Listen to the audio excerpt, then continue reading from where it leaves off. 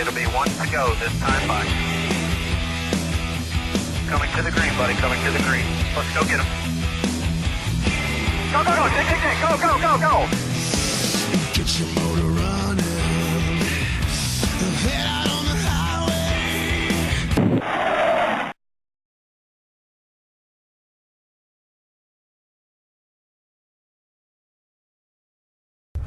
Yeah, it was. It was an awesome win.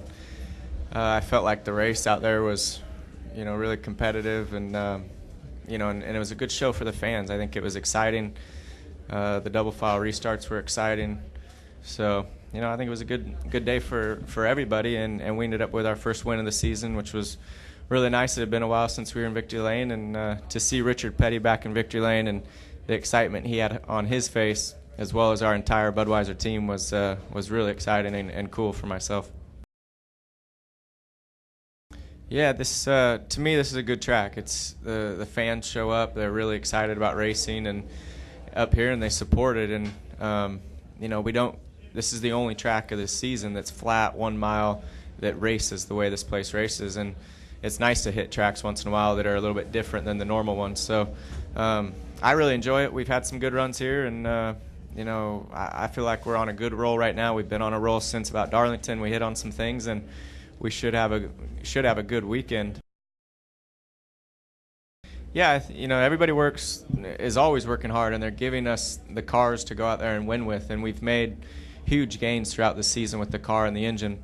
And I felt like the last month and a half we've been very competitive.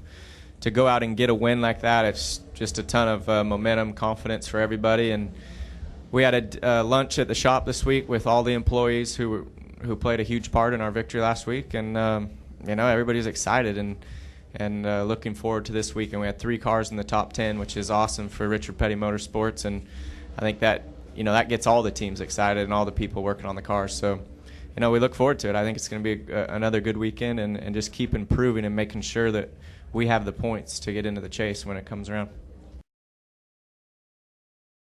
Because that's a good question. Because this track's so straightforward, it's very smooth. I mean, it's a perfect oval. It's not extremely fast. It's a very, very technical racetrack. So I've come here and had the fastest car. I mean, we had that Red Sox car that one year, and it was just outstanding. I've come here and I couldn't run 20th, to save my life. So it's based on how well your crew chief gets that car perfect, and then how precise you can be as a driver. I think one of the reasons you see all the different winners is because it's it's almost a strategy race. It's a tough track to pass on. If a guy gets out front, you can go a little faster than if you're 5th or 6th. So yeah, we come into this one. I have no clue. If we unload my cars right off the bat, it's going to be great. If it's not, we've got a lot of work ahead of us. It's a very technical racetrack. I was reading the local paper this morning, and I was looking at the schedule, and it's like, okay, we're going to be real good here. That one's a crapshoot. We're going to be good here. Everybody's looking, going down the list and saying, how can we, what can we do over these next 10 races to be in the chase? Because, the simple fact is anything can happen in that chase, and you have to be in it, and that's the race right now. That's all that matters. So. It's ultra competitive. It could not be more competitive. It's which makes it really fun, but makes it a little bit. You got to just dig deep and work hard. In 2005, I guarantee you that last race at Richmond took a year off of my life.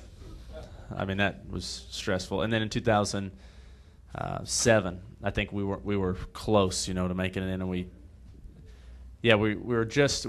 gathered enough points, and then we blew the engine at Richmond. And if we hadn't gathered all those points leading up to that, we would have been in trouble. But it worked out still. So yeah, I've been in this position, but it is strange, to just it's just part of it.